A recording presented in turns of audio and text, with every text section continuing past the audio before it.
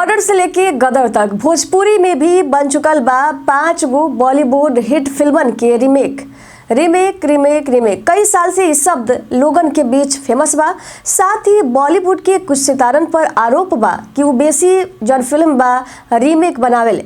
जब भी कोनो नया फिल्म आवेला त लोग की नजर ये बात पर जरूर रहेला कि वो कोनो दूसरा फिल्म के रीमेक ह। हालांकि ये चर्चा हमें जे रोकत बानी, रीमेक बनावे वाला ये ट्रेंड जौन बा खाली हिंदी में ही नहीं खे, भोजपुरी सिनेमा भी रीमेक पर काम करेला। बता दी भोजपुरी सिनेमा में कई गो हिंदी फिल्मन के रीमेक कइल गइल बा। आई बतावत बानी ये वीडियो में। साल 2016 में अभिनेता टाइगर श्रॉफ के फिल्म बागी आयल रहे, जे फिल्म में श्रद्धा कपूर नजर आयल रही। ये फिल्म के साल 2019 में रीमेक बनावल गयल रहे।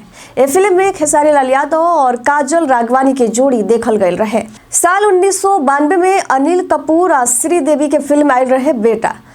ये फिल्म के भी रीमेक भइल बा। ये फिल्म में निरहुआ के देखल जा सकेला।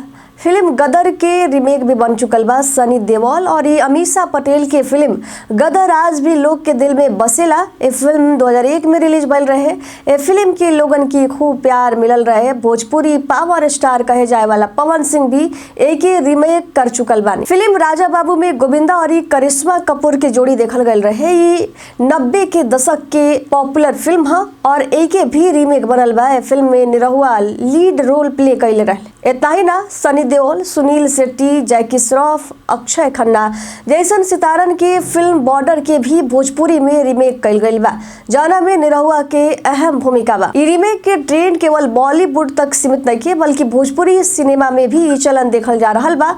भोजपुरी सिनेमा में कई गो लोकप्रिय हिंदी फिल्मन के रीमेक बन चुकल बा।